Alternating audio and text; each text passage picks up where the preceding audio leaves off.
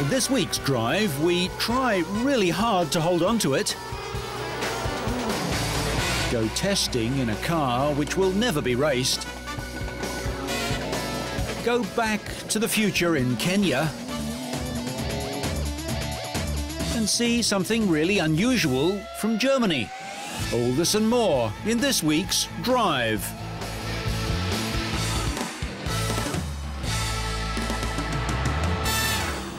A1 Grand Prix headed to its spiritual home for the 6th round. The driving force behind the series, Sheikh Maktoum Hasha Maktoum Al Maktoum, is the nephew of the Crown Prince of Dubai.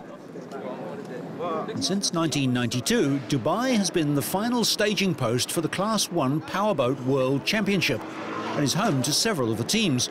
So it was logical that the car drivers would have a look at the 45-foot monsters capable of 165 miles an hour on water. A couple of them were given the opportunity to drive one of the powerboats around the course that will host the last race of the Class 1 Championship. A1 Team Britain's Robbie Kerr was amongst them. Negotiator is the British entry in Class 1 and is driven by Chris Parsonage and Randy Sissom at the throttle. Robbie Kerr took to the wheel and Chris replaced Randy at the throttle of the two 8-litre Lamborghini engines.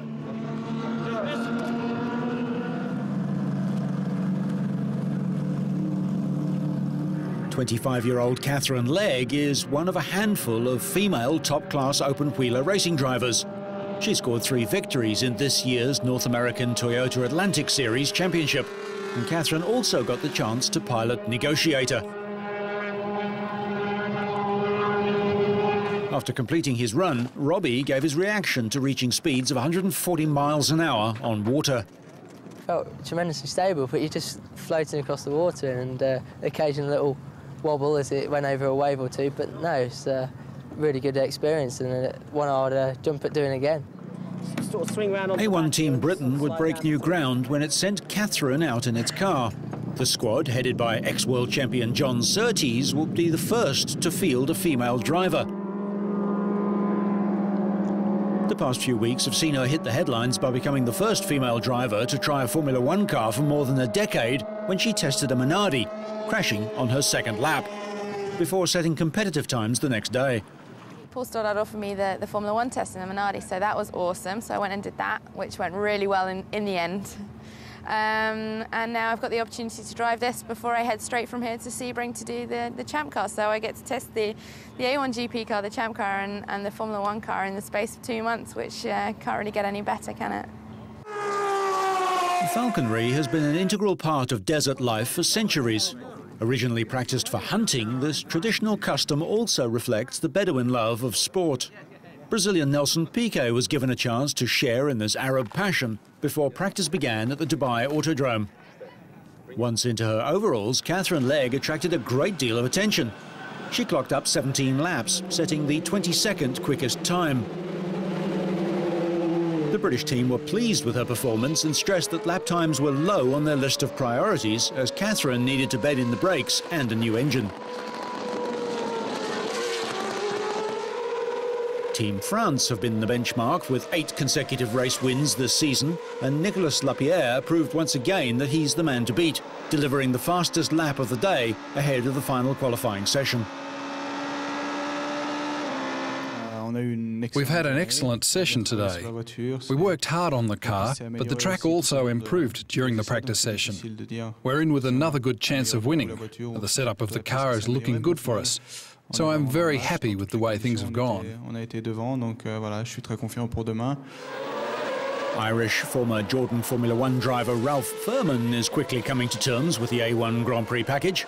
Furman finished 3rd in Portugal, and another strong showing looked likely after he posted the 3rd quickest time. Obviously, first time here. It's a fantastic circuit and enjoyed racing today, and also it's good that the tyres held together today. We were able to keep one set of tyres and be able to improve the car through the day, which was fantastic, which is helping us hopefully close the gap on Nicolas. They've been pretty dominant this year, and Enrico Toccacello has failed to deliver despite his experience. However, that looked about to change as he set the 5th fastest time for Team Italy. Thomas Enger, driving for the Czech Republic A1 team, put in another consistent performance and posted the second fastest time to finish behind Lapierre. Philipp Giebler debuted for Team USA with a formidable reputation in karting. Saturday's qualifying session was curtailed due to an early accident. Salvador Duran, back in the car for Team Mexico, tried to drive through a slight error but failed to save the spin. The resulting smash badly damaged the car, and the incident led to the cessation of the first qualifying session, with only 4 teams registering lap times. After exploding out of the traps in the season-opening race at Brands Hatch, Team Brazil have experienced more than their fair share of ill fortune.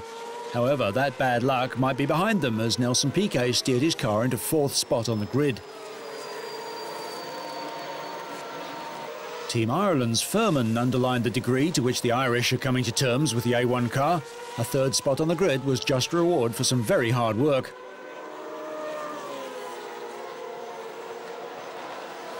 Team Switzerland's Neil Jani, who had shown impressive pace all weekend, kept everything together through qualifying and claimed his 2nd successive pole position. Jani also claimed pole in Sepang in Malaysia for the 5th leg of the 12-event A1 GP, only to finish 2nd to France's Pramac in both the sprint and the feature races. Team France had, by their standards, a disastrous day. The French team, who've alternated between Nicolas Lapierre and Alexandre Pramac, have won 8 races in a row to claim a 27-point lead over Switzerland. But they didn't get a run at all in session 1, and then Lapierre fell off the track in session 2 after going too wide. Afterwards, Jani seemed pleased with his position. Finally we got the car there where we wanted, and also I did not do any mistakes. We had 3 very difficult free practice sessions, but luckily we got it together for the qualifying. 2 fantastic laps from Lapierre in the final sessions were good enough for yet another front row start in 2nd spot. The Swiss would be wary of the French team as Lapierre was aiming for his 5th straight win in 5 starts.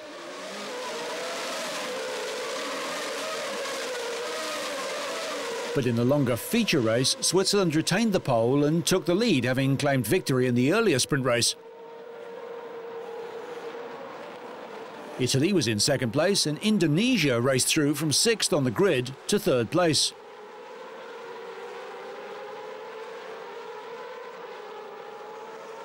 But British driver Robbie Kerr recovered from a collision with the Czech Republic to pass Indonesia. Then Frenchman Lapierre found a way past Indonesia on lap 3, and then the Indonesians' run came to a premature end with a spin. Lapierre had earlier done exactly the same thing in the sprint race, but avoided damaging the car to finish 7th. Switzerland and Italy lost time during pit stops, and as a result of being overly hasty trying to get back out in a hurry, the Swiss earned a drive-through penalty for speeding in the pit lane, leaving Britain and France to battle for the lead. Eventually, Jani would be forced to retire the Swiss car with mechanical failure.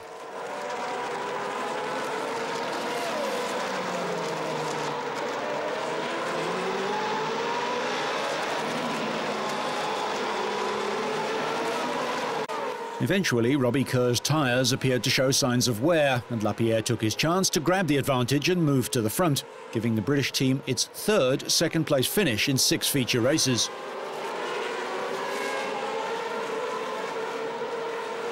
The French win was their 9th in 12 starts, and they now have 106 points at the halfway stage of the 12-leg inaugural season.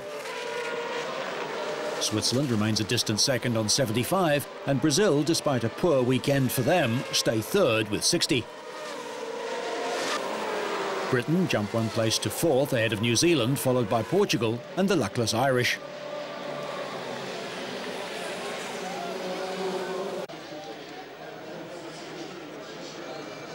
South Africa, who will host the 8th leg of the A1 Grand Prix in Durban from the 27th to the 29th of January, received a boost when Steven Simpson posted a surprise podium finish with 3rd place. And the race was just crazy, fantastic pit stop, good strategy. Everything went really fine, the car was fantastic, and we just do it, so I'm very pleased. With the gap after the restart that I pulled, we thought we could get away quite well, and we did. Kept the gap pretty similar to what it was, but unfortunately the tyres just gave up a little bit, and France were able to catch us up, so very disappointed, but a good result, and starting from 9th on the grid, carving away through the first few laps. It was really exciting. Just really, really happy. I mean, the last few races have been quite difficult for us, but we've been making progress, and I think the A1 formula it's so close at the moment. It's only getting closer. So, I mean, in qualifying, we qualified 13th, and we're running at the front, obviously, in this race. So, I think the whole championship, it's really, really close. But I mean, this is just a great result for everybody back home. All the support that I've got. And building up to my home race on the 29th of January in Durban, it's a brilliant result. Nelson Piquet parked his car beside the track and made a bit of motorsport history with a brand new method of race car recovery. The new helicopter recovery service was given the green light by the FIA for A1 Grand Prix to use for the first time in Dubai. There's a mid-season break, and then round 7 of the A1 Grand Prix of Nations will be at Sentul in Indonesia on January the 15th.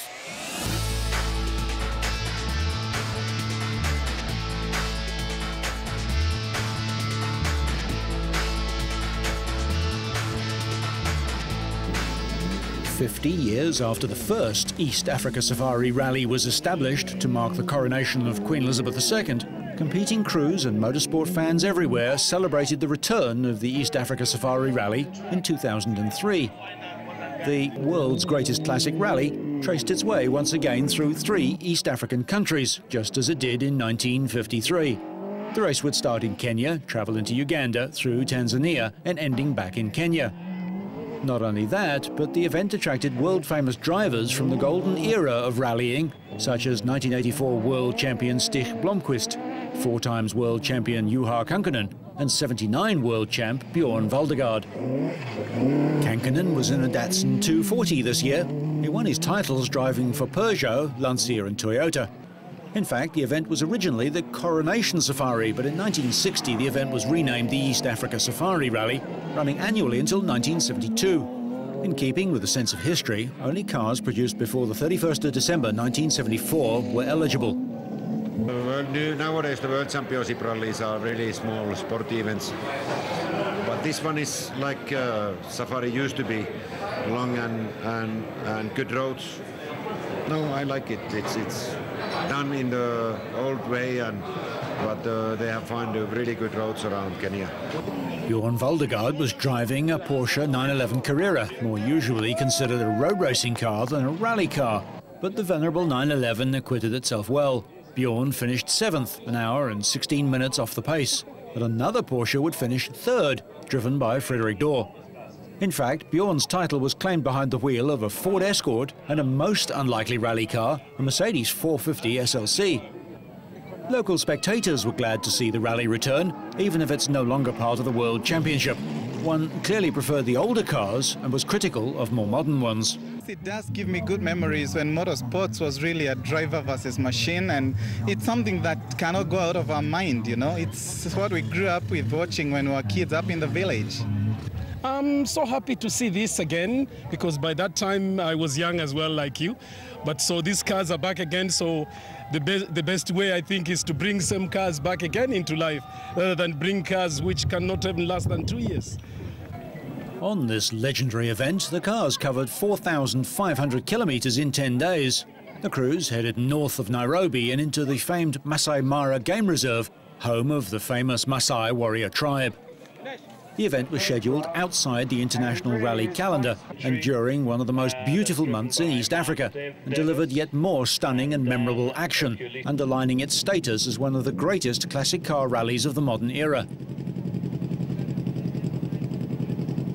Eventually, the all-Kenyan crew of Rob Collins and Anton Levitan claimed their 2nd consecutive victory in the world's most historic rally. The Datsun 260Z crew took the lead after the 3rd leg and finished the event back in Mombasa with nearly 26 minutes in hand.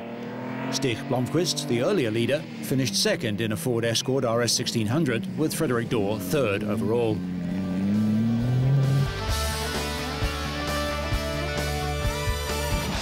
Meanwhile, double and current world champion Sébastien Loeb has given a positive response to Citroën's new C4 World Rally car after driving it for the first time. The development of the new C4 has started in earnest as the French Works team prepares for its return to competition in 2007. Although Loeb is set to defend his World Rally title in a privateer Citroën Zara run by Belgian outfit Kronos Racing, the Frenchman maintained his close links with the Citroën factory team by road testing the C4 on the asphalt roads in southern France. The Citroën factory team decided to take a year out of competitive rally racing, but preparations were already in full swing for their World Championship return in 2007. Loeb took the wheel of the new C4 in wet and tricky conditions, but reacted well to the feel and response of the car. It was good. The feeling was okay. In the slow corners, the feeling is very good. The car is turning very easily in, and a good grip at the exits. In the fast places, it's a bit moving too much for the moment, so we have to find a solution to adapt that. But no, it's okay. This wasn't the first outing for the C4. It actually made its first appearance in 2004 and then again midway in 2005 when it was expected to make its rally debut. But the withdrawal of Citroën from the World Rally Championship meant plans were put on ice. Now that Citroën have announced their intention to return to rallying in 2007, work on developing the car has started up again. Well, I think in the slow corner it's okay. We just have to find a bit some precision in the fast places, a bit more grip on the rear, and we try to work in this side. It's early days yet for the new contender, but the signs are already looking good.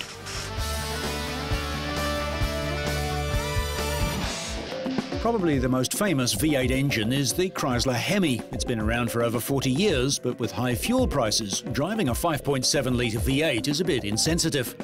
But what if you could shut down some of the cylinders, just feeding fuel into 7, 6, 5 or even just 4 cylinders when the engine's just cruising along, but instantly wake them up again when full power is needed? Chrysler calls this the multi-displacement system, and it seamlessly alternates between a smooth, high fuel economy 4-cylinder mode when less power is needed, and V8 mode when the driver demands more power. The switch from 8 to 4 cylinders and back occurs in 40 milliseconds, much faster than the blink of an eye, and can provide up to a 20% improvement in fuel economy.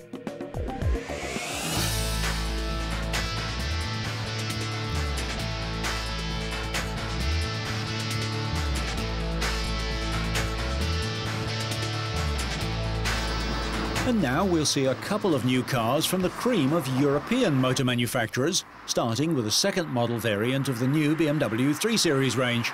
The Touring, the 4th generation of a 3 Series Touring or station wagon, is arriving in various markets around the world. The new 3 Series Touring offers practicality, better performance, great handling, and it's more comfortable, roomier, and is even more frugal at the pumps than the previous model. Inside and out, the new 3 Series Touring is larger than its predecessor. It's just a bit wider, longer and a squeak taller, with a longer wheelbase, so front and rear occupants have more space and comfort. The new Touring model benefits from the new range of magnesium alloy engines first introduced on the 630i Coupe and convertible. Using lightweight materials in the construction of the crankcase bearings and the cylinder head cover makes it the lightest volume production 6-cylinder engine in the world. All 3 Series get a 6-speed manual gearbox as standard or a 6-speed automatic as an option. All 6-cylinder Touring models have an enhanced traction control system as standard. The uprated system ensures the brakes are primed for faster emergency stops, they are wiped dry in wet conditions, and stop a manual car rolling backwards during a hill start. Although the new Touring was developed completely separately from its saloon counterpart, it's identical from the nose to the A-pillar. From there, the roofline tapers to the rear spoiler without any effect on rear seat headroom. The additional space in the Touring provides an ideal solution for families, with the car offering 2 child seat fixings in the rear seat and as an option, 1 set on the front passenger seat. Rear seat passengers also get separate rear seat air conditioning, and everyone can enjoy the optional huge panorama sunroof, which gives all passengers up to 60% more light than a regular sunroof. Some clever features in the boot ensure that any load can be transported safely. Like its predecessor, the new Touring features a split-opening tailgate. The rear seat splits and folds to make the cargo bay as big as the loading dock on the Starship Enterprise. A useful underfloor storage box means small items can be transported safely. And in addition, a waterproof folding box beneath the boot floor provides storage for dirty items such as muddy boots without damaging other contents or the carpeting. There are two engines, the frugal 2-litre diesel and the 6-cylinder 325, with 320, 330i and 330d variants gradually becoming available. In America, the model will be known as the Sport Wagon and will initially be available as a 325xi model. The X-Drive all-wheel drive system gives extra traction and agility. The new 3 Series Sports Wagon family in the US will expand in 2006 with the rear-wheel drive versions. X-Drive will not be available in all markets. At home in Europe, a very large proportion of vehicles sold are wagons as they become lifestyle accessories. And it's not every big brown dog that has his own boat, BMW and chauffeur.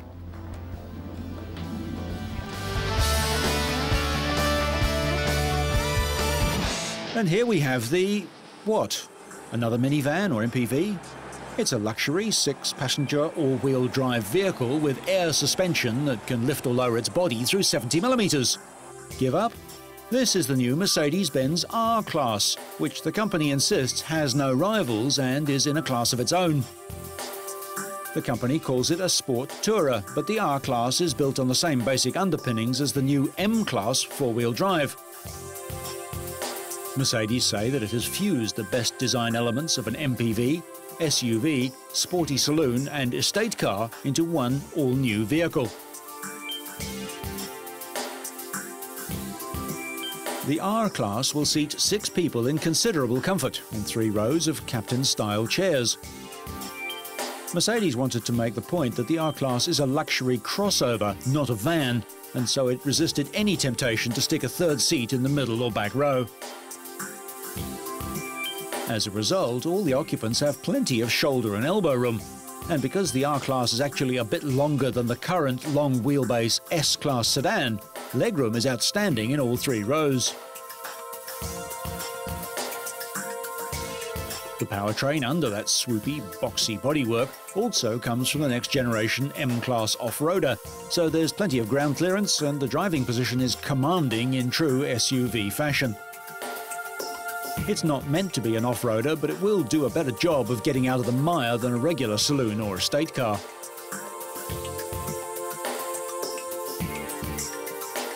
Performance certainly won't be an issue for buyers ordering the 5-litre V8 R500.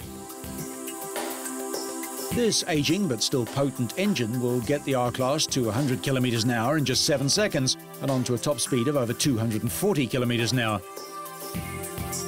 There's also a less powerful V6 R350. The standard gearbox is a 7-speed automatic, but drivers can select gears manually with F1-style buttons on the steering wheel. For those looking for heavyweight performance, AMG will introduce a hyperpower V8 version soon.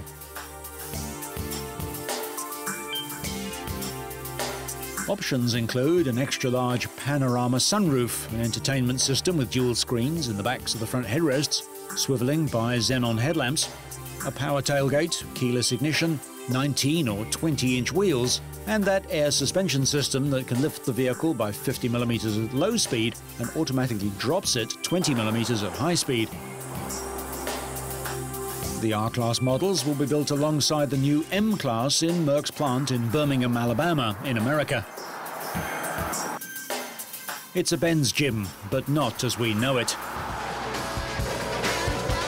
So whether you're in traffic, getting into the wall, or just taking to the air, so you stay on track and up to speed, make sure you catch next week's Drive.